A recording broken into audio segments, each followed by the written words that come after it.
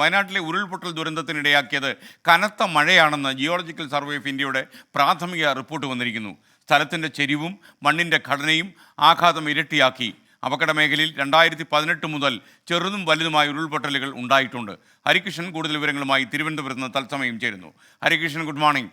യഥാർത്ഥ geological survey of India വിശദമായൊരു പഠനം നടത്തിയെന്നാണ് ഞാൻ മനസ്സിലാക്കുന്നത്. എന്തൊക്കെയാണ് നമുക്ക് ലഭിക്കുന്ന ഏറ്റവും ലേറ്റസ്റ്റ് ആയ അപ്ഡേറ്റ്സ്?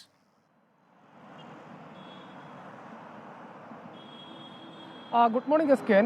അതായത് ഈ ജിയോളജിക്കൽ സർവേ ഓഫ് ഇന്ത്യയുടെ പ്രാഥമിക റിപ്പോർട്ടാണ് ഇപ്പോൾ പുറത്തു വന്നിരിക്കുന്നത്. ഈ റിപ്പോർട്ടിൽ പറയുന്ന പ്രധാനപ്പെട്ട കാരണം ഈ കേരളത്തെ ഞെട്ടിച്ച, സംസ്ഥാനത്തെ അല്ലെങ്കിൽ ഇന്ത്യയിലെ തന്നെ ഏറ്റവും വലിയ ദുരന്തമായി കാണുന്ന ഈ മുണ്ടക്കൈ ദുരന്തത്തിന് ഇടയാക്കിയത് ഈ കനത്ത മഴ തന്നെ എന്നുള്ളതാണ് ഈ പ്രധാനപ്പെട്ട ഒരു റിപ്പോർട്ട്, അതായത് പ്രാഥമിക റിപ്പോർട്ട് എന്ന് പറയുന്നത്. ഇവർ ഈ ദുരന്തത്തിന് ശേഷം ഇവിടെ പഠനം നടത്തിയിരുന്നു. ഈ പഠനത്തിന്റെ അടിസ്ഥാനത്തിലാണ് ഇത്തരമൊരു റിപ്പോർട്ട് വരുന്നത്. ഇതിന്റെ പ്രാദേശിക ഘടകങ്ങൾ ദുരന്തത്തിന്റെ ആഘാതം കൂട്ടിയെന്നുള്ളതാണ് ഇതിന്റെ കണ്ടെത്തൽ.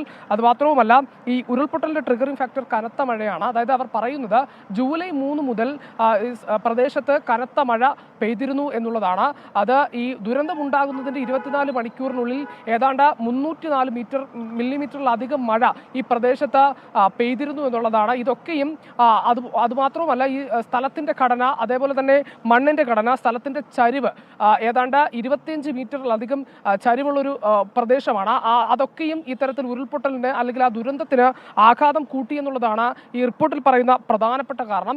അതുമാത്രമല്ല, ഈ 2018 മുതൽ പ്രദേശത്ത് ചെറുതും വലുതുമായ ഉരുൾപൊട്ടലുകൾ ഉണ്ടായിട്ടുണ്ട്.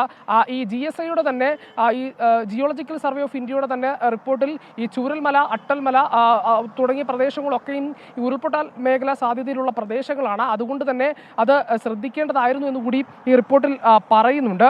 അതുമാത്രമല്ല, ഈ മുണ്ടക്കൈ ഉരുൾപൊട്ടലിന് 7 കിലോമീറ്റർ ദൂരത്തോളം അവശിഷ്ടങ്ങൾ ഒഴുകിയെത്തിയിട്ടുണ്ട്. ഈ കൂറ്റൻ പാറകഷ്ണങ്ങളും മണ്ണും ചെളിയും ദ്രുതവേഗം ഒഴുകിയെത്തിയെന്നും ഈ റിപ്പോർട്ടിൽ കണ്ടെത്തലായി പറയുന്നുണ്ട്.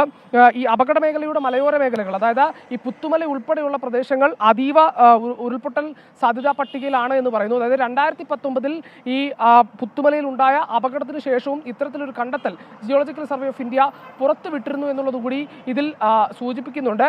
ഏതായാലും ഇതിന്റെ ട്രിഗറിംഗ് ഫാക്ടർ പ്രാഥമിക റിപ്പോർട്ട് അനുസരിച്ച്, ജിയോളജിക്കൽ സർവേ ഓഫ് ഇന്ത്യയുടെ പ്രാഥമിക റിപ്പോർട്ട് അനുസരിച്ച് കനത്ത മഴ തന്നെയാണെന്ന് ഈ പ്രാഥമിക റിപ്പോർട്ടിൽ പറയുന്നുണ്ട്. എസ്കെ,